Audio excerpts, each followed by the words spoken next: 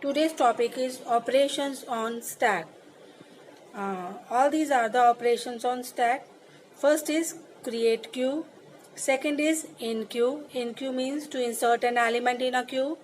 Then dequeue means to remove or delete an element from queue. Peek, access the front element of queue. Is full, to check whether the queue is full or not. Is empty, to check whether the queue is empty. One by one हम इन operations को discuss करेंगे. First of all we start with create queue. Before we can use the queue it must be created और initialised.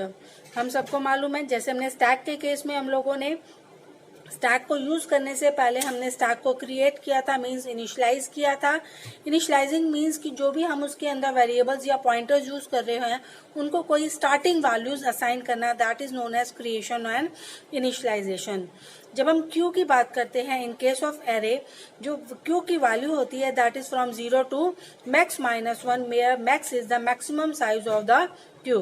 तो जब भी हमारे पास starting होगी 0 से, तो हमेशा हम अपने जो भी वेरिएबल्स होंगे, जो भी इंडेक्स वेरिएबल्स होंगे, उनको इनिशियलाइज करेंगे हम -1 से.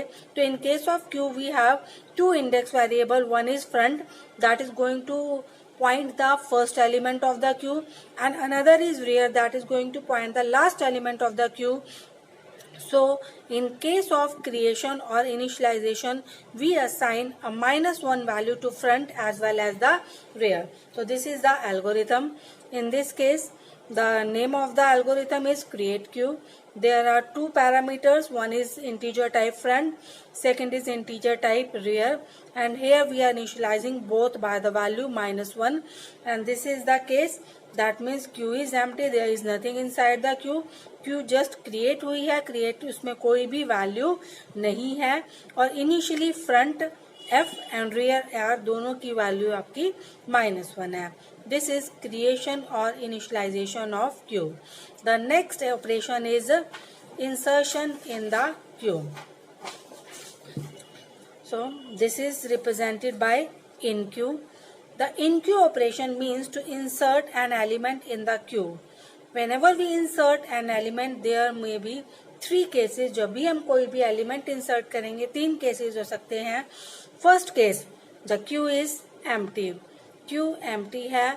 एम्प्टी क्यू मीन्स आपके पास जो फ्रंट की वैल्यू है वो भी -1 है, रियर की वैल्यू भी हमारे पास -1 है.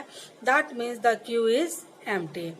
In this case we simply insert the element at the first position, and in this case front is equal to rear. Suppose मेरे पास क्यू आपके पास empty थी, front is -1, rear is -1, and I want to insert an element 35. तो 35 आपका insert होगा ये first position पर 0, 1, 2, 3 and 4. तो इस केस में फ्रंट की वैल्यू भी 0 होगी और रियर की वैल्यू भी 0 होगी. दोनों ही आपके पॉइंट कर रहे होंगे फर्स्ट एलिमेंट को, और लास्ट एलिमेंट भी यही रहेगा. तो in this case the value of front is equal to rear. That means जब भी आपकी फ्रंट और रियर की वैल्यू सेम होगी और वो -1 नहीं होगी, इट मीन्स आपकी लिस्ट में एक ही एलिमेंट है, फ्रंट भी उसे पॉइंट कर रहा है और रियर भी उसे पॉइंट कर रहा है. This is your case number 1. When the Q is empty, front और रियर दोनों -1 है, तो जो भी इंसर्शन होगी वो फ्रंट को भी 0 कर देगी और रियर को भी 0 कर देगी. सेकंड केस लेके चलते हैं. The Q is already full. Q आपकी ऑलरेडी फुल है. इस केस में फ्रंट की वैल्यू आपकी 0 है, रियर की वैल्यू 4 है. तो अगर मुझे 35 इंसर्ट करना है तो this is the condition of overflow. That means element insert नहीं कर सकते. Next case is, this is the case when space is available. In this case we simply insert element at the rear position. तो हम लेके चलते हैं कि मेरे पास फ्रंट में आपका वैल्यू फ्रंट 0 को पॉइंट कर रहा है और रियर पॉइंट कर रहा है 2 को. Front is 0, rear is 2. तो अगर मुझे 35 इंसर्ट करना है then 35 will be inserted at this position at the end, that means after 30. तो फ्रंट तो 0 रहेगा और रियर की वैल्यू आपकी हो जाएगी 3. इस केस में सिंपली आफ्टर इंसर्शन जो है रियर +1 हो जाएगा. Rear is incremented by 1. पहले रियर की वैल्यू 2 थी अब रेयर की वैल्यू 3 हो जाएगी, बिकॉज इंसर्शन हमेशा आपका एंड में होता है। Now this is the algorithm for insertion. तो एल्गोरिथम में देखिए हम लोगों ने लिखा है algorithm is void, name of the algorithm is in Q. आप चाहो तो इसका नाम इंसर्शन इन क्यू रख सकते हैं। पास ऑन कर रहे हैं parameter integer type Q, integer type front, integer type rear and last is integer type item. ये वो आइटम है जो मुझे इंसर्ट करना है। फ्रंट स्टार्टिंग एड्रेस आपका इंडेक्स है और रियर आपका लास्ट इंडेक्स है। तो हम यहाँ पर तीनों केसेस को डिस्कस करेंगे वन बाय वन।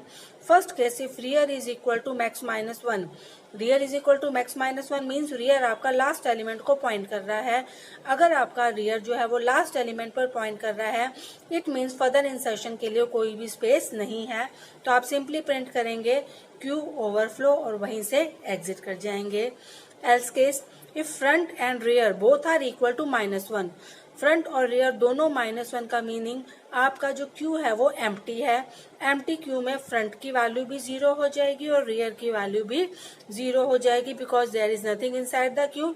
और अगर हम इंसर्शन करेंगे तो फ्रंट और रियर दोनों जो हैं वो आपके फर्स्ट एलिमेंट को पॉइंट करेंगे। सपोज 35 इंसर्ट या आइटम इंसर्ट कर रहे हैं तो फ्रंट की वैल्यू भी आपकी 0 होगी और रियर की वैल्यू भी आपकी 0 होगी इस केस में। एल्स केस में rear is equal to rear plus one. Else case meaning आपके पास क्यू में ऑलरेडी कुछ एक एलिमेंट है। सपोज हम लेके चलते हैं आपके क्यू में 2 एलिमेंट्स हैं, तो नेक्स्ट एलिमेंट आपका अभी ये आपका फ्रंट है, दिस इज रियर। तो इंसर्शन कहाँ होगी, rear is rear plus one, तो आइटम इंसर्ट हो जाएगा आपका सेकंड पोजीशन पर। तो in this case rear is rear plus one, और क्यू की रियर पोजीशन पर हम आइटम को इंसर्ट कर देंगे and then this is the end of your algorithm.